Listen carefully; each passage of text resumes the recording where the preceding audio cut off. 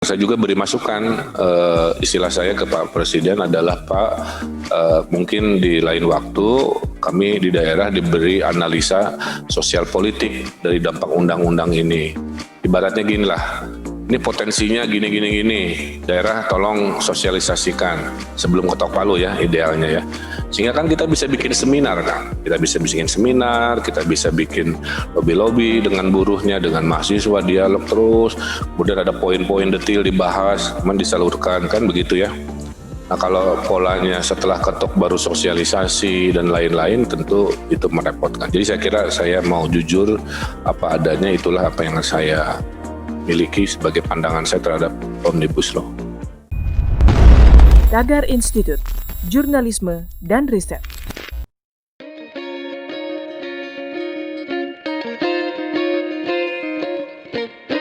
Halo Tagarians, para penonton setia Tagar TV dan pembaca setia Tagar.id. Terima kasih untuk selalu bersama dengan kami. Seperti biasa, kami selalu memberikan ulasan maupun berita dan wawancara yang menarik. Dan kali ini kami sangat beruntung, kami bisa mengundang seorang tokoh nasional, yaitu seorang arsitek dan politikus Indonesia yang telah menjabat menjadi Gubernur Jawa Barat sejak 5 September 2018. Beliau adalah seorang pejabat yang juga memiliki karir di arsitek dan pernah menjadi dosen di Institut Teknologi Bandung. Kita sapa dulu, ini dia Bapak Ridwan Kamil, Gubernur Jawa Barat. Halo Kang Emil, apa kabar? Baik, alhamdulillah Mas Yosi dan semua pemirsa dari Tagar TV. Saya doakan sehat-sehat semuanya dan tentu tetap semangat mencari solusi untuk Indonesia. Amin. Terima kasih Kang Emil untuk hadir di Tagar TV kali ini. Kita mulai aja Kang Emil.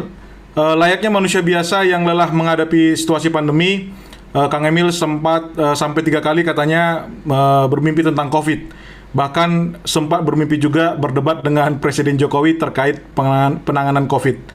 Dan kabar atau update terbaru yang kita juga baca di Instagram dari Kang Emil, bahwa saat ini zona merah hanya tinggal 2 di Jawa Barat, yaitu Bekasi dan Cirebon.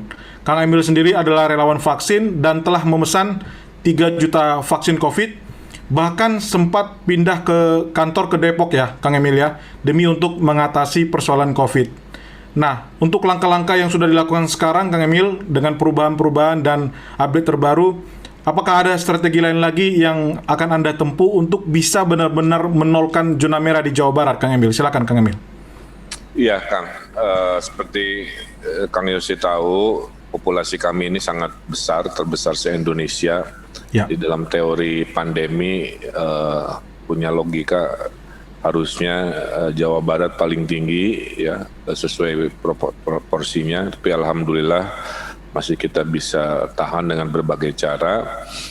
Saya ada 5 prinsip tiap hari selama 8 bulan itu selalu proaktif, kemudian selalu transparan, kemudian selalu ilmiah, menjadikan ilmu sebagai dasar keputusan, kemudian kolaboratif, mengajak semua pihak. Dan terakhir tentunya adalah berinovasi, termasuk yang vaksin juga kan yang keterandalan yang di Indonesia adanya di Bio Farma di Bandung di Jawa Barat. Nah, kita mengetahui di Jawa Barat ini setelah berbulan-bulan eksperimen kan ya, dulu masker nggak boleh buat orang sehat, sekarang harus, dulu PSBB total provinsi, sekarang berbasis mikro dan lain-lain.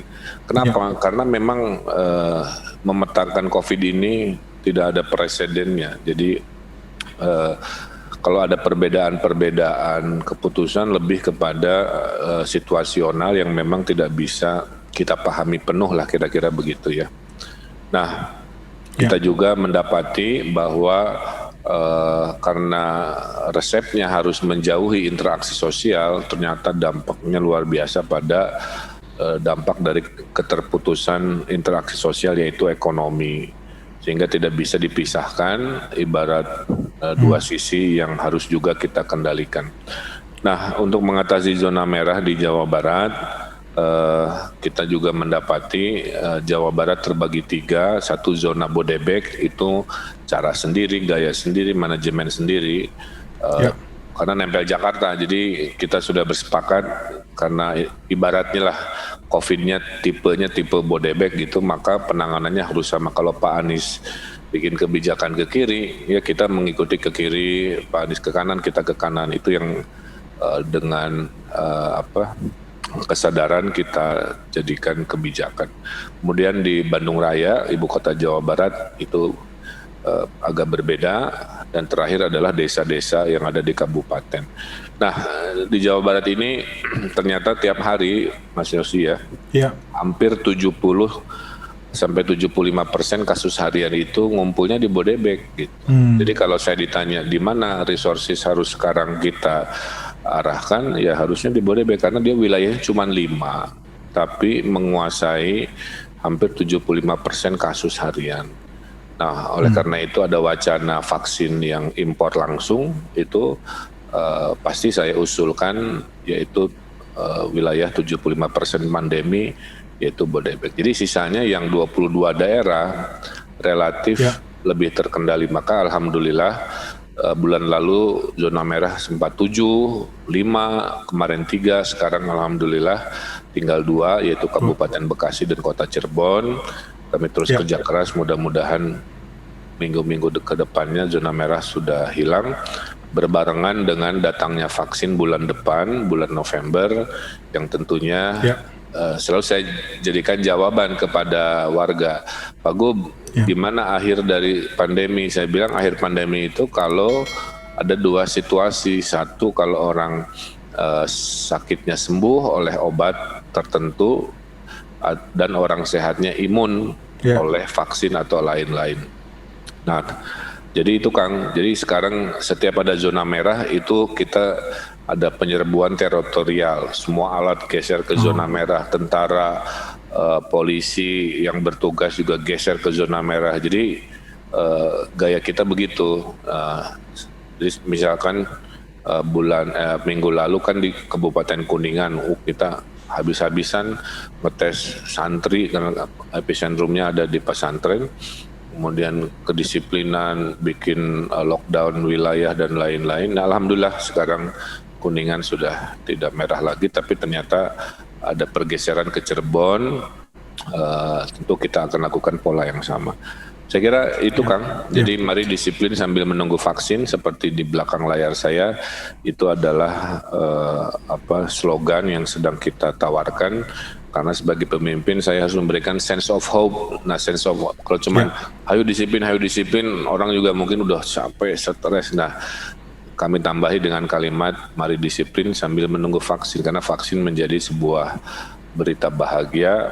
Kita imun oleh sebuah proses yang tidak mudah, tapi alhamdulillah sudah dekat. Ya, seberapa confident Kang Emil bahwa nanti vaksin ini akan menjadikan satu solusi untuk penanganan COVID ini, Kang Emil?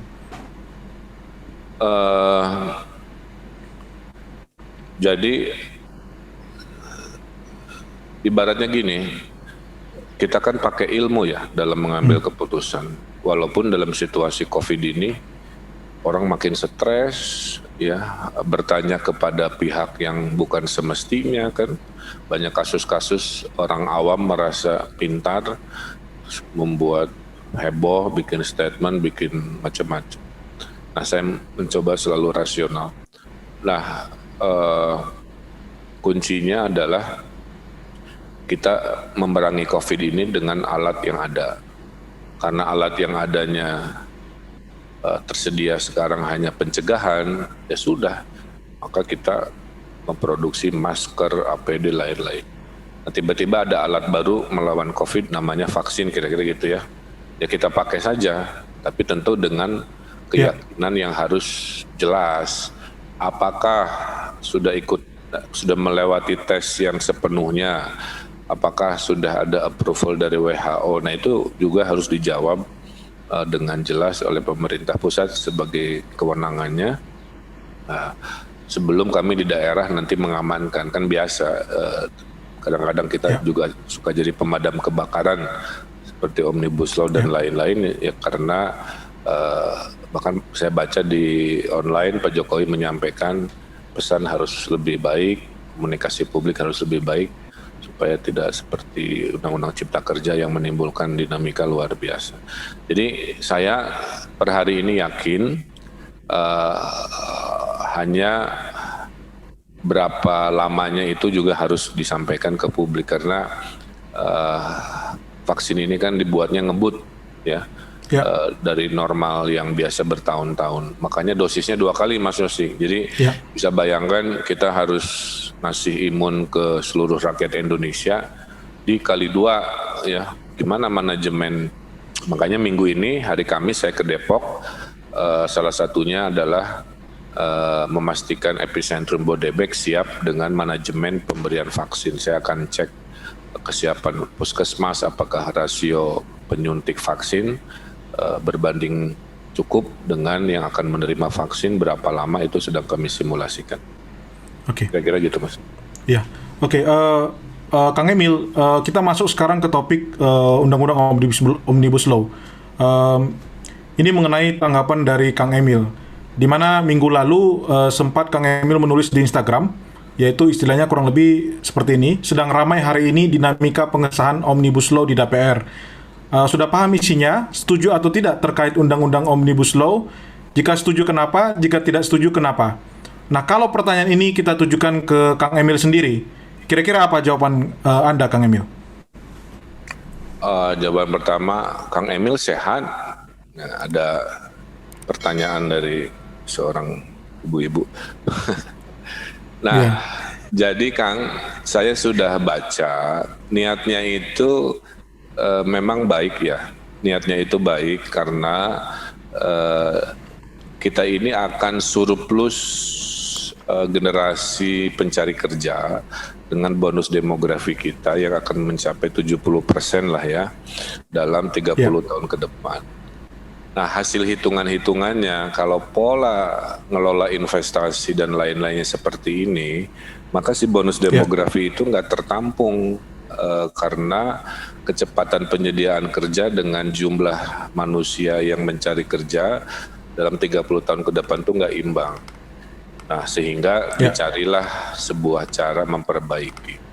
Nah, hasil kajiannya itu menunjukkan bahwa banyak sekali undang-undang yang ini boleh tapi dicegat di jalan oleh undang-undang lain, kan kira-kira begitu. Atau istilahnya hyper regulation ya, kira-kira begitu. Nah, hyper regulation ini mengakibatkan harus membuat sebuah cara yang juga di Indonesia kan baru ya, namanya undang-undang yang di atas undang-undang kira-kira. Jadi dia mencomot-comot apa yang dianggap keliru, diambil, diperbaiki sehingga menjadi dasar hukum. Nah, dari sisi konsep-konsep itunya, saya kira saya sangat mengapresiasi niatnya. Bahkan contoh yang konkret, ide saya waktu wali kota sekarang dipraktekkan. Dulu waktu wali kota Bandung, saya mengizinkan UKM itu cukup dengan pemberitahuan, nggak usah pakai izin. Pokoknya buka warung langsung cuma lapor aja, Pak Wali saya buka warung, kira-kira gitulah. Nah, itu kan sekarang nggak pakai izin, kemudian halal sertifikat juga akan digratiskan dan lainnya. Yang saya kurang setuju itu adalah masalah dari kacamata pribadi ya. Jadi saya ceritakan dulu sebuah konteks supaya nggak salah paham. Seorang gubernur, wali kota itu tidak boleh menentang undang-undang yang sudah disahkan. Ya. Jadi apapun kontroversinya, kalau sudah disahkan dalam artian ditandatangani presiden, itu nggak bisa bilang saya tidak setuju dan lain-lain kan. Tapi antara diketok palu DPR dan ditandatangani presiden kan ada 30 hari. Nah, dalam 30 hari itu semua pihak boleh menyampaikan pendapat, itu hak konstitusinya. Tapi kalau sudah ditandatangani dan resmi diundangkan, maka yang suka tidak suka harus taat pada undang-undang. Saya kira itu proporsi. Nah, yang dalam konteks ruang waktu ini saya menyampaikan pandangan lebih kepada saya melihat prosesnya itu terlalu cepat dalam pandangan saya. Karena apa? Ya karena terlalu cepat, makanya orang banyak salah paham atau istilah yang disebut hoax, terbaca provokasi. Nah, ruang-ruang dialog publik ini kurang maksimal dalam proses sebelum ketok palunya. Maka sampai hari ini pun gitu kan masih banyak pihak dari, saya lihat terakhir dari Nahdlatul Ulama, dari mana saya bacakan dan sebagainya. Nah, karena saking banyaknya, ada satu sektor ketenaga kerjaan itu yang paling rame, kira-kira begitu. Kan klasternya itu ada 11 klaster ya. Nah, yang ketenaga kerjaan ini. Jadi lain-lain saya kira nggak terlalu banyak yang dipertanyakan publik, itu lebih ke ketenaga kerjaan dan juga di isu lingkungan. Nah, jadi poin saya gitu, Kang. Jadi saya melihat niatnya dan mayoritas isinya itu sangat baik, tapi dari sisi timing, dari sisi kecepatan menurut saya terlihat agak terburu-buru, sehingga terjadi dinamika. Akibatnya kami di daerah harus menyelesaikan sosial politiknya sebagai risikonya, which is nggak ada masalah juga. Tapi kan ini berulang-ulang, kita ada kasus demo luar biasa undang-undang KPK, demo luar biasa HIP kemarin, sekarang Omnibus. Kan kami khawatir masa pola ini akan selalu ada di seluruh undang-undang yang disiapkan kan.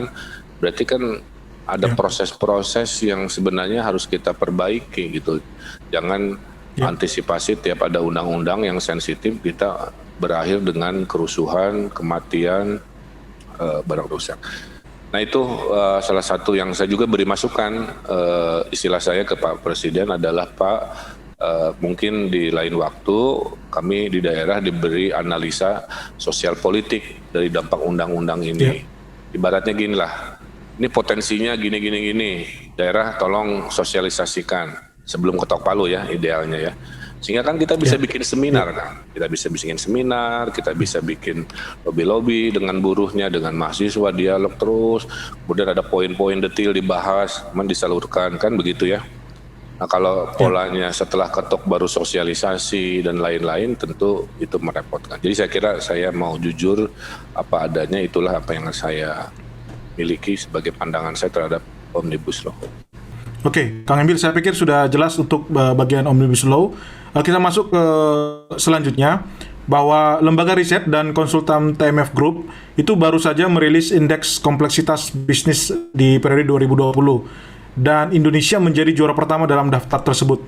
Nah, berdasarkan laporan itu disebutkan bahwa kemudahan berbisnis di Indonesia paling rumit dibandingkan negara lain, mengalahkan Brazil, Argentina, Bolivia, Yunani, Cina, Kolombia, Malaysia. Nah, bagaimana pendapat Anda tentang hasil riset ini, Kang Emil? Ya, saya sebagai pemimpin selalu begini, Kang. Setiap hari kami ini mengambil keputusan memperbaiki situasi ya, before afternya. Ambil contoh lah yang paling konkret. 2018 sebelum saya jadi wali gubernur, itu desa terbelakang ada hampir 100 desa. Sekarang sudah 0. Berarti kan ada kemajuan ya. Dulunya desanya sangat buruk. Nah, jadi asupan saya itu adalah data ya. Bahasa saya itu good data, good decision, bad data, bad decision. Baik data yang terlihat berita buruk, baik data. Karena pada dasarnya belum ada perfect society per hari ini tuh belum ada. Jadi mau provinsinya apa saja pasti ada yang bagus, ada juga yang buruk. Yang buruknya ya kita perbaiki. Nah, terkait indeks tadi ya. Indeks tadi kalau kita rasa kita ini sudah cukup baik, tentu jangan lengah dan terus kita perbaiki. Tapi kalau kita masih buruk, masih rendah gitu ya, itu harus kita sempurnakan. Nah, ambil contoh inovasi-inovasi berbisnis yang harus kita perbaiki itu adalah penyederhanaan perizinan ya. Salah satunya kan sekarang sudah satu pintu. Dulu contoh ya, dalam satu izin harus ada 5 dokumen kira-kira begitu. Nah, berarti harus mengetok ke 5 gedung. Sekarang dengan satu pintu, semua izin itu nggak usah mengetuk 5 gedung, cukup datang ke satu gedung, duduk di sana, dibereskan di sana. Jadi perbaikan itu ada. Masalah bahwa kita ini baik atau buruk diperbandingkan dengan yang lain-lain, Saya kira itu jadi masukan untuk menjadi bahan kurangnya di mana. Kan kadang-kadang gini juga, regulasinya sudah bagus tapi rasio entrepreneurship-nya masih kurang. Jadi akibatnya indeks berbisnisnya juga menjadi kurang baik. Atau sebaliknya, entrepreneur banyak tapi regulasi yang menghambat itu juga mengurangi nilai. Nah, poin saya adalah kita perbaiki kurang-kurangnya di mana, dan saya ingin lihat laporan itu kalau boleh jangan hanya ranking ya. Kalau hanya ranking susah buat saya merespon gitu. Tapi misalkan ada 10 indikator membuat rankingnya jelek. Nah, ternyata yang jeleknya ada di nomor 5, nomor 6. Nah, itu mudah-mudahan bisa saya dapatkan untuk kita refleksikan ke Jawa. Kalau Jawa Barat sendiri selama COVID positifnya ya, kita ekspor juara Kang. Kita ini provinsi selama COVID yang jualan ke luar negerinya paling tinggi. 2, investasi juga paling tinggi. Jadi tetap disukai, diminati oleh orang-orang dari luar adalah Jawa Barat juga. Tapi sisi buruknya waktu COVID pendapatan pajak kita menurun karena orang transaksi jual beli khususnya kendaraan bermotor juga turun. Nah, selalu ada sisi baik dan selalu ada berita buruk juga. Buruk kita perbaiki, baik kita pertahankan dan kita sempurnakan. Saya kira itu, Kang. Ya, oke.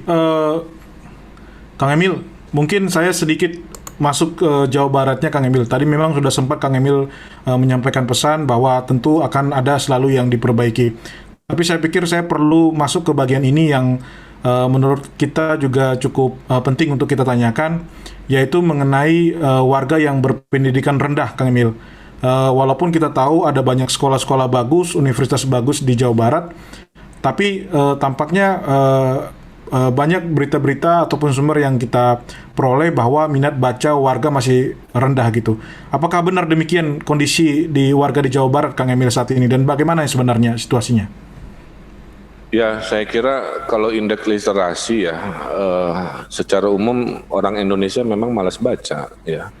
Jadi kebetulan Jawa Barat provinsinya terbesar. Tentu kalau pakai persentase ya pasti kita selalu kebagian yang jumlah terbanyak, karena kan tadi penduduk kita ini setara Korea Selatan 2 kali penduduk Australia. Jadi kalau hitungnya pakai jumlah ya pasti ke bawah. Yang baiknya jadi banyak, yang buruknya juga jadi banyak. Nah, indeks literasi ini di awal jabatan saya memang saya yakini perlu diperbaiki ya. Korban dari indeks literasi rendah ini sangat kentara pada saat perhelatan politik. Betapa banyaknya masyarakat termakan hoaks sampai saya harus mendirikan unit kerja yaitu Badan Sabar Hoaks, unit kerja Jabar Sabar Hoaks, sapu bersih hoaks, kira-kira begitu ya. Mengindikasikan hoaks itu adalah penyakit di era digital yang paling kentara. 2, datang dari literasi yang rendah. Jadi 1, saya bikin itu, Kang, sebagai benteng di depan. Kedua, kita bikin program penaikan indeks literasi ya, mendirikan perpustakaan khususnya secara fisik di kota kabupaten, kemudian membudayakan membaca dalam suasana keseharian. Kita bikin kotak literasi kayak kotak pos gitu ya, kayak kotak telepon umum, tapi isinya buku, ditaruh di trotoar, di alun-alun, di mana-mana, sehingga orang duduk, ambil, baca, masukin lagi dan seterusnya. Kita ada membaca secara digital ya, kayak e-book kira-kira begitu, download aplikasinya, pilih bukunya, Anda baca kapan saja. Nah, itu upaya-upaya yang terus kita lakukan, dan kita mendapatkan penghargaan sebenarnya sebagai upaya dari Perpustakaan Nasional sebagai provinsi terbaik dalam meningkatkan daya literasi kalau tidak salah tahun lalu. Nah, problemnya ini kan culture ya. Culture ini butuh waktu, maka saya berharap satu generasi anak saya itu sudah masuk generasi yang tinggi literasinya, supaya tidak seperti orang tuanya yang masih rendah minat bacanya. Makanya salah satunya Kang, jumlah produksi buku negara Jepang itu 10 kali lipat daripada negara Indonesia. Padahal penduduk Jepang kan hanya puluhan juta, kita 250 juta, tapi penduduk sedikit, jumlah produksinya buku banyak. Nah, disitulah simpulan-simpulan yang perlu kita perbaiki. Oke, Kang Emil, kita ketahui Jawa Barat itu kan dekat dengan pusat ibu kota Jakarta.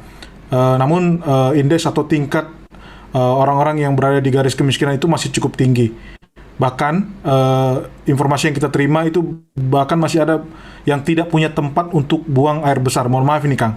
Nah, itu khususnya orang-orang tinggal di kampung terpencil. Apakah berita ini benar dan bagaimana menangani persoalan kemiskinan di Jawa Barat ini, Kang Emil?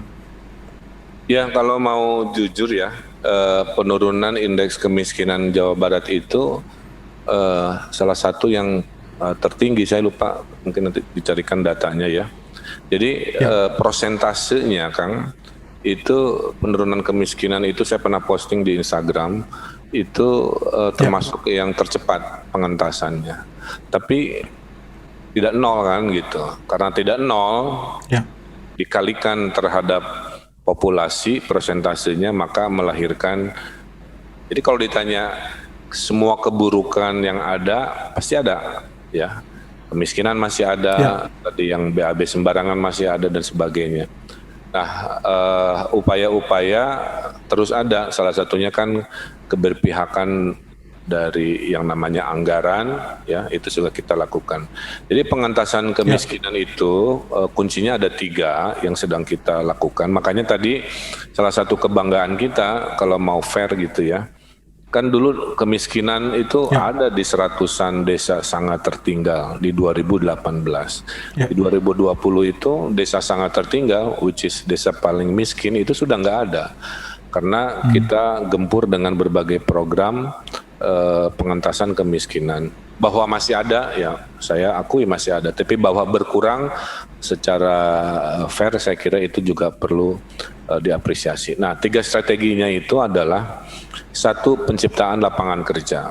Ya, itulah kenapa kami jor-joran mengundang investasi agar bisa mengentaskan kemiskinan. Contoh di Sukabumi Selatan ya. Jadi kita nggak usah bicara pabrik-pabrik dulu. Di Sukabumi Selatan itu Kang, kemiskinannya paling buruk ya di Jawa Barat. Terus strateginya itu bukan industri tapi pariwisata. Karena alamnya indah, tanahnya miring, nggak bisa dibikin juga industri. Sebelum strategi pariwisata, Mas Yosi, itu ibu-ibu yang TKW-nya itu 80%. Susah nyari ibu-ibu. Ditanya pasti lagi TKW ke Taiwan, ke Singapura, ke Timur Tengah. Sekarang udah turun 30%. Kenapa? Karena ibu-ibunya sekarang bisa ngewarung, bisa homestay, bisa jualan macam-macam. Nah, ini contoh strategi pertama adalah penciptaan lapangan pekerjaan, ya. Kedua, menaikkan kewirausahaan, ya. Kita ini ada kredit sampai saya bikin inovasinya kredit berbasis rumah ibadah. Jadi cukup ke gereja, cukup ke masjid, nanti dapat kredit tanpa bunga, tanpa agunan. Ketimbang ke kantor cabang bank kan ya. Nah, kalau masjid kan ada di setiap pengkolan, ada di gunung, di mana. Nah, kita siapkan akses gitu. Ini rumpun pertama yaitu penciptaan lapangan kerja. Kedua, penciptaan lapangan pertama investasi, saya ulangi lagi. Kedua, lapangan kerja. Yang ketiganya baru subsidi. Jadi bansos yang sekarang gara-gara COVID naik. Jadi kemiskinan itu sebenarnya 3 rumusnya tadi. Ada penciptaan lapangan kerja melalui investasi, ada wirausaha supaya mandiri dengan strateginya, dan ada tetap kepada yang paling bawah ya, yang betul-betul ini harus disubsidi dengan sembako, dengan tunai, itu menjadi realita yang masih ada. Nah, saya kira itu. Jadi kalau mau diterjemahkan kemiskinan apa saja, saya kira pasti ada. Salah satunya juga kita bertekad di zaman saya tidak boleh lagi ada rumah dari bilik bambu kan. Maka setiap tahun kita anggarkan puluhan miliar, 400 miliar juga untuk pembangunan rumah-rumah tembok untuk mengurangi rumah-rumah kumuh. Kemudian kita menciptakan sistem cepat tanggap kemanusiaan, namanya Jabar Quick Response. Itu rata-rata untuk mengatasi kemiskinan kemanusiaan dalam hitungan 24 jam. Pak, misalkan ada berita rumah runtuh Pak di kampung kami, saya kirim. Pak, ada yang tinggalnya di kandang hewan, kirim. Jadi drama-drama kecil itu menyertai visi-visi besar, tapi sistem ada. Jadi kesimpulannya adalah ya kemiskinan masih ada, tapi ya kemiskinan sudah berkurang. Mudah-mudahan suatu hari nanti prosentasenya insya Allah akan menjadi lebih baik. Rendah lagi. Ya. Saya kira itu, Kang. Ya. Kang Emil, ini kita masuk ke topik berikutnya, Kang Emil. Topik ini cukup seksi, setiap bulan selalu ada aja menjadi trending, yaitu pembicaraan soal calon presiden 2024. Walaupun itu masih 4 tahun lagi, Kang Emil, tapi ini selalu menjadi topik yang bahkan menjadi perdebatan tidak hanya di media, tapi juga di media sosial. Dan kita tahu Kang Emil juga tentu memantau ini, karena Kang Emil juga cukup aktif bermedia sosial dan maupun memberikan update-update di sosial medianya langsung. Nah, ada beberapa nama ini dalam bursa capres yang sering disebutkan. Yang paling sering salah satunya adalah Pak Ridwan Kamil sendiri, dan itu sering diadu-adu dengan Anies Baswedan maupun Ganjar Pranowo. Nah, menurut Anda, Kang Emil, di antara mereka ini siapa yang rival terberat, Kang Emil? Yang pertama, Kang, saya belajar ya sebagai pemimpin bahwa yang pertama stres itu datang kalau kita punya ambisi melebihi apa yang kita miliki lah, kira-kira begitu ya. Ya. Nah, oleh karena itu saya tidak pernah memikirkan terlalu jauh yang namanya pilpres, karena pasti nanti membawa dampak pada psikologis juga.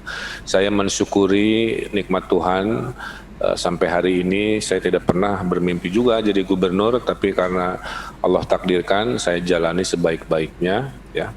Kemudian dalam kepemimpinan itu masyarakat ada yang mengkritisi, ada juga yang mengapresiasi. Contoh waktu Covid ya Kang, selama 8 bulan. Yang mengkritisi banyak, dan yang mengapresiasi itu ada yang bikin lagu khusus buat saya. Pak Gub semangat, saya lupa lagunya lah, tapi dia nyanyi khusus buat saya. Ada yang bikin puisi anak kecil ya, Pak Gub makasih, Covid tetap semangat. Jadi terharu lah. Ya. Nah, ada juga yang mengapresiasinya itu dalam bentuk elektoral, itu poin saya. Ya. Kan saya nggak pernah setting menyeting bahwa ternyata nama saya dimasukkan ke survei pilpres. Kemudian sementara kecenderungannya naik, ada di 4 besar, sempat 3 besar, sempat 5 besar, saya nggak tahu karena beda-beda surveinya. Itu saya ambil hikmahnya saja bahwa itu apresiasi dari masyarakat terhadap kepemimpinan masing-masing. Itu jatuh dulu. Nah, kedua kita juga mendapati bahwa pilpres itu terlalu kompleks untuk dihitung jauh-jauh hari. Contoh ya, siapa yang menyangka Kiai Ma'ruf Amin menjadi wapres? Apakah beliau branding 4 tahun, 3 tahun, 2 tahun sebelumnya? Itu kan tidak ada. Ya. Tahu-tahu di 1 minggu terakhir namanya muncul, takdir Tuhan datang, beliau jadi wapres. Ya. Gak Pak Sandi Uno, nggak pernah diperhitungkan, nggak branding khusus, tiba-tiba bisa bergabung dengan Pak Prabowo. Jadi kesimpulannya pertama sebelum menjawab tadi, urusan pilpres ini saya tidak akan terlalu pikirkan secara khusus. Saya hanya bilang kalau pintunya terbuka, ya saya bismillah saja. Tapi kalau pintunya tidak terbuka, saya tidak akan kecewa karena itu terlalu jauh dari jangkauan saya, kira-kira begitu. Nah, terkait nama-nama, memang sejak Pak Jokowi itu menjadi presiden, maka rute kepala daerah itu menjadi tren baru. Dulu biasanya hanya 2, antara pimpinan partai atau kabinet, kan kira-kira begitu. Tiba-tiba Pak Jokowi dari wali kota Solo, gubernur Jakarta, presiden, maka terbukalah rute baru yang selama ini tidak pernah ada. Dan dalam konteks digital revolusi seperti sekarang, termasuk tagar ID dan TV ini, panggung pemberitaan kan ada di mereka-mereka yang tiap hari mengelola masalah. Hingga kepala daerah tiap hari diberitakan, saya kan dapat laporan Pak, tiap minggu total berita Pak RK berapa. Itu tidak bisa dihindari karena tiap hari kan saya doorstop. Iya. Pak Gub, tolong jawab tolong apa isu Nah, akibatnya dari pemimpin daerah ini banyak mendapatkan exposure, maka tidak bisa dihindari yang namanya Pak Anies Baswedan, yang namanya Pak Ganjar, yang namanya saya, Bu Khofifah, lain-lain, itu selalu muncul dalam pusaran pembahasan. Ya. Tapi pengalaman saya ikut wali kota Bandung, ikut gubernur Jawa Barat, tingginya survei di hari ini tidak identik dengan tingginya survei nanti di perhelatannya. Jadi kalau sekarang tinggi, nggak usah takabur, kalau sekarang rendah juga nggak usah minder, karena is too distant, Kang, dalam pandangan saya. Jadi itu. Jadi saya tidak bisa bilang mana yang paling susah. Nanti ngobrolnya itu mungkin kurang 1 tahun baru relevan. Kalau sekarang nanya rival terberat, kalau tiba-tiba Pak Ganjar saya berpasangan atau Pak Anies dengan saya berpasangan kan nggak jadi rival. Ya pertanyaannya kan menjadi tidak relevan kan kira-kira gitu ya. Kecuali Pilpres ini 1 orang nggak ada wakilnya kan. Siapa tahu dalam dinamikanya yang disebut rival-rival itu malah jadi partner. Ya. Makanya paling pas itu membahas kalau sudah berpasangan, nah barulah mungkin lebih menarik untuk dibahas dibanding sekarang gitu. Ya. Tapi kalau sekarang mah saya lihat aja, Pak Gub ini hasil survei baru, oh ya alhamdulillah gitu. Pak Gub turun, ya udah nggak masalah. Pak Gub naik lagi, ya alhamdulillah, itu aja tiap dengar berita. Ya. Iya, karena setiap bulan pasti akan itu menjadi topik yang selalu hangat. Ya. Saya hitung merek-merek lembaga surveinya kan ada lebih dari 12 Kang, namanya bahkan ada yang mirip-mirip ketuk-ketuk. Iya Kang Emil. Oke, mungkin kalau kita tanya ke Kang Emil, dan biasanya kan kita interview sebelumnya beberapa gubernur, kurang lebih kita mendapatkan jawaban yang kurang lebih sama Kang Emil. Tapi mungkin kita balik sedikit Kang Emil. Kira-kira Kang Emil tidak menilai diri sendiri dulu lah kalau begitu ya, atau menilai rival. Tapi kalau pertanyaan simpel saja, karena memang Pak Jokowi kan sudah akan selesai di periode kedua ini. Menurut Kang Emil, dari pandangan Kang Emil, baik secara general maupun secara cepat gitu ya, kira-kira siapa yang tepat menjadi Presiden Indonesia di 2024, Kang Emil? Ya, mungkin mohon izin lah, saya nggak bisa nyebut nama, tapi saya nyebut kriteria. Ya. Ideal itu dia memiliki pengalaman dalam mengurusi rakyat. Sebenarnya itu aja. Karena kalau tidak ada pengalaman, menurut saya urusi 250 juta dengan segala dinamika tanpa pengalaman itu sangat-sangat riskan. Ya. Jadi saya hanya berharap yang cocok menurut saya adalah, contohnya lagi nih, pengalaman nggak dengan parlemen? Ada pengalaman nggak ngurus demo kasarnya gitu ya, pengalaman nggak dinamika dengan isu-isu internasional, pengalaman. Nah, multidimensian itu harus dimiliki, itu poin saya ya. Tapi kalau tidak ada multidimensi nanti salah ambil keputusan, salah kondisi. Dan memang itu. Jadi saya sebenarnya tetap berharap ya, mungkin sosok kepala daerah saya kira masih relevan menggantikan Pak Jokowi siapapun itu. Ya, soalnya kita kalau lihat track record dari Kang Emil sendiri itu mirip-mirip sama Presiden Jokowi nih Kang Emil. Jadi dulu Pak Jokowi dari wali kota Solo jadi gubernur Jakarta. Nah, terus jadi presiden nih. Sekarang kan Kang Emil pakai urutan anak tangganya sih betul. Kalau Pak Ganjar kan DPR, gubernur, Pak Anies menteri gubernur. Kalau saya memang paling mirip Pak di rute. Jadi kalau ditanya ngomongin kota ya pengalaman, ngomongin provinsi juga pengalaman. Siap. Oke, mungkin pertanyaan penutup Kang Emil, ada yang mau disampaikan mungkin sebagai harapan ataupun mungkin pesan-pesan yang Kang Emil bisa sampaikan sebagai Gubernur Jawa Barat? Silakan Kang Emil. Ya, hidup ini terbagi 2 situasi ya, ada nasib, ada takdir. Kalau nasib itu bisa diubah dari miskin jadi sejahtera, dari bodoh menjadi pintar, dari ribet menjadi gampang. Ya. 2 ada takdir. Takdir ini nggak bisa dirubah, tapi kitanya yang memperbaiki diri. Takdir banyak bencana karena gunungnya terbanyak, berapinya dunia, maka kita menyesuaikan. Takdir kita hidup di negeri yang tentunya kulit sawo matang seperti kita, berbeda agama, yaitu kita terima, kita perbaiki. Ya. Nah, oleh karena itu saya titip, mari kita ubah nasib kita dengan semangat bahwa Indonesia ini begitu mahal. Ya, kakek saya itu sampai dipenjara 2 kali oleh Belanda. Pak ade saya gugur, itu bagian dari contoh sebagian masyarakat yang berkorban untuk NKRI ini. Jadi saya titip harga mahal ini dijaga. Makanya kalau ada pertanyaan, tantangan terbesar Indonesia hari ini itu sila ketiga, Kang. Bukan di sila pertama, bukan di sila kedua, bukan di sila keempat, bukan di sila kelima dalam pandangan saya. Tantangan terbesar kita sekarang ada di sila ketiga, persatuan. Kita masih mudah bertengkar oleh selera. Berbeda selera pilihan presidennya sampai hari ini bertengkar, padahal pasangan presidennya kan udah bergabung, Pak Muzak, ya. Tapi kenapa kebencian atau perbedaan itu masih dibesar-besarkan? Itu maksud saya. Karena kita terlalu mengumbar nafsu membesar-besarkan perbedaan yang seharusnya membesar-besarkan persamaan, kan begitu. Oke lah, agama kita beda. Misalnya saya Islam, ada yang Kristen, Hindu, Buddha, lain-lain, tapi kan Indonesia Rayanya sama gitu, ya. Bahkan dalam agamanya sendiri itu beda-beda kan, karena beda organisasinya bisa berantem. Jadi saya titip harga mahal rumah Indonesia ini kita jaga melalui yang namanya semangat persatuan, kurangi, memperbesar perbedaan, mari kampanyekan persamaan. Terakhir, kita lagi situasi sulit, tiap generasi dikasih ujian.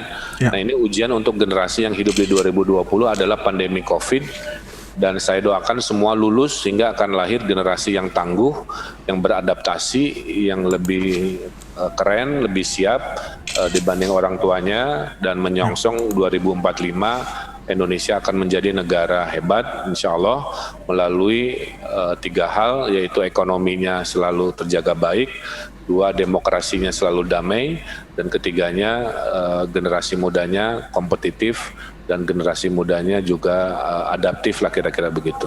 Saya kira itu ya, saling mendoakan, gunakan platform digital termasuk Tagar TV ID ini untuk kebaikan, untuk menyampaikan optimisme, sense of hope, bukan sense of fear, dan doakan para pemimpin agar tepat mengambil keputusan.